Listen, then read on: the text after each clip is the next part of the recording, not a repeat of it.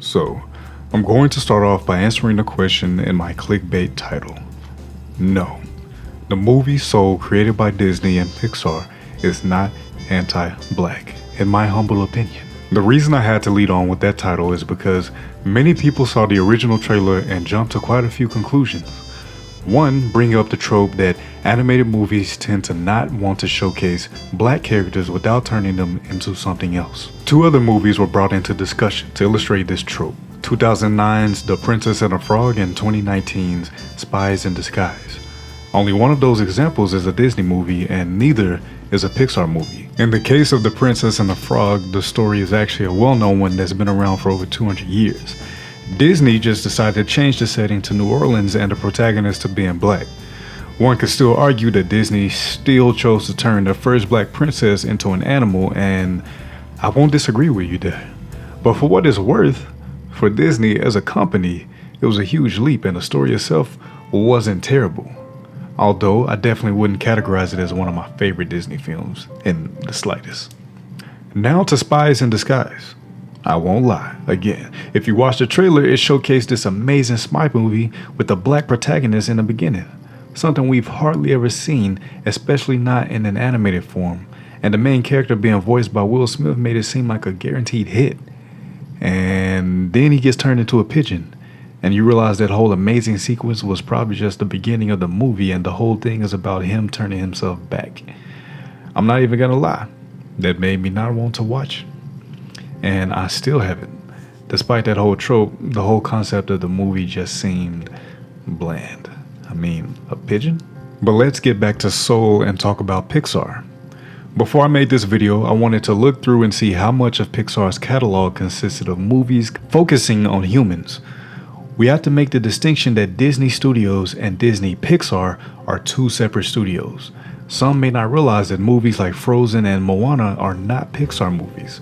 So all non-Pixar movies are exempt from this discussion. With over 20 theatrical releases over the past 25 years, I only counted 3 movies that completely revolved around human main characters and not having one of them be transformed into an animal or simply the whole movie not even being about humans.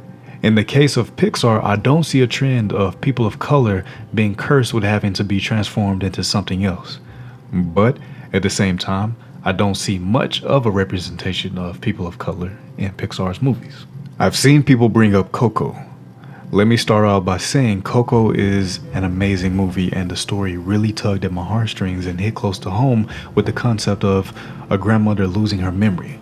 Some people I've seen bring it up in the argument, bring up the fact that most of the characters were skeletons, which proves another example of people of color not being properly represented as people in animation. Well, the movie was about the afterlife.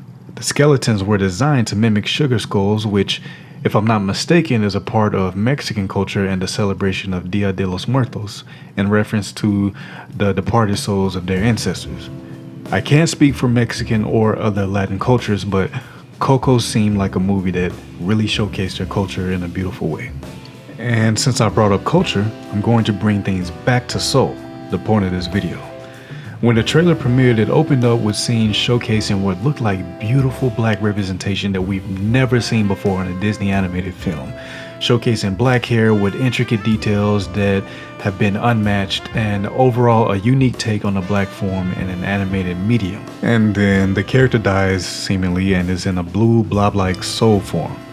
Many took this as Disney Pixar's first attempt at a movie about black culture and choosing to reduce the character to something completely inhuman. Knowing Pixar's record with making hit after hit, excluding Cars 2, which I still haven't watched and kind of refuse to, I wanted to pass up my judgment until seeing it for myself. And I'm going to go ahead and say that after viewing this movie, Pixar did a great job of its black representation in this film. That being said, a movie containing black characters does not mean it has to be a movie revolving around black culture. And what I mean by that is I believe black characters are allowed to be in a movie that taps into universal messages and not just a movie that's specific to black struggle or black experiences. We have many of those already. I'm not saying we shouldn't make more at all. I definitely want many more movies with black representation in movies showcasing black culture. What I'm saying is, I personally am ready to see more black people represented in movies falling under fantasy, science fiction, superheroes, and in this case, a feel good animated movie. I want more of those movies with black protagonists and more diversity. Black actors and voice actors shouldn't be typecasted into just roles revolving around being black.